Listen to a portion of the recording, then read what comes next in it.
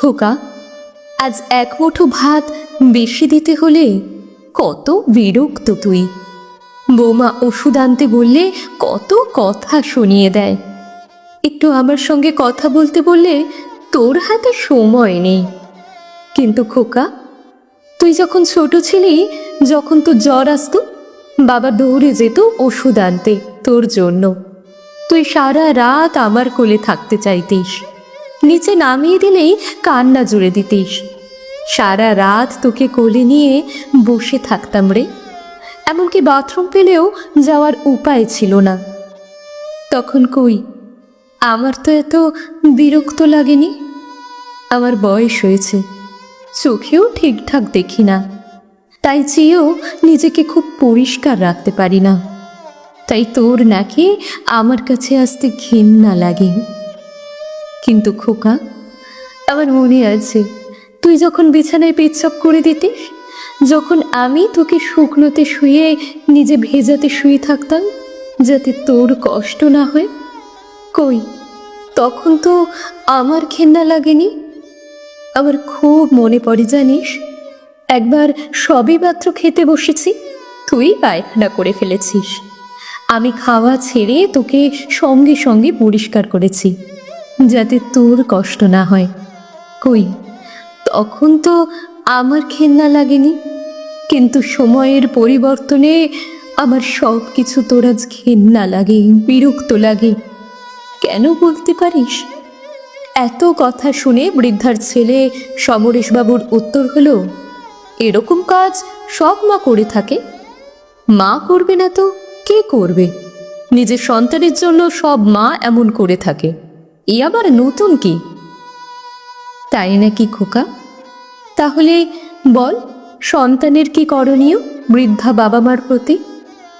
তখন সমরেশবাবু বলেন, কেন, তোমাকে তো আমি ভালোই রেখেছি, ঘর থেকে তো আর বের করে দিইনি। কত ছেলে মেয়েকে দেখছি বাবা মাকে বৃদ্ধাশ্রমে রেখে দেয়, রাস্তায় ফেলে দেয়। আমি তো আর সেটা করিনি। তখন বৃদ্ধা হাসতে হাসতে বলেন, আমাকেই বৃদ্ধাশ্রমে পাঠিয়ে দিলে বা রাস্তায় ফেলে দিলে মাস গেলে বাবার পেনশনের টাকাটা তুমি কি করে পাবে?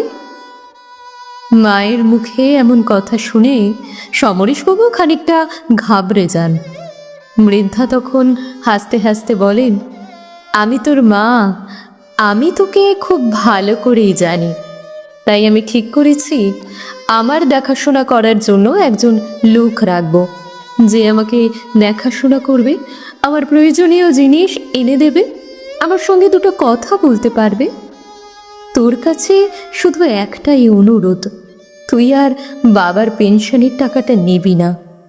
ওই টাকা দিয়েই আমি আমার দেখাশোনা করার জন্য একজন লোক রাখব। সমরেশবাবু এবার খানিকটা নরম সুরে বললেন, দেখো মা, বাবার পেনশনের টাকায় আমার সংসার অনেকটাই চলে।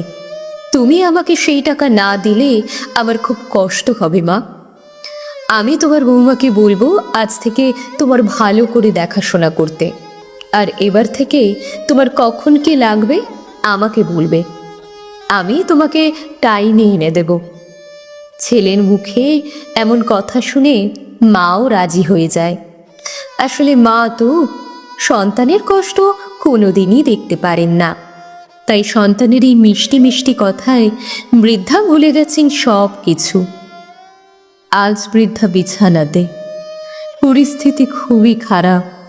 ছেলে ভুলে গেছে মাকে দেওয়া কথাগুলো, তবুও মা বিছানায় শুয়ে শুয়ে ঠাকুরের কাছে প্রার্থনা করছে তার সন্তান যেন খুবই ভালো থাকে, কোনো কষ্ট না হয় তার সন্তানের। আসলে মা এমনই হয়। আজও মায়ের কোনো বিকল্প খুঁজে পাওয়া যায়নি।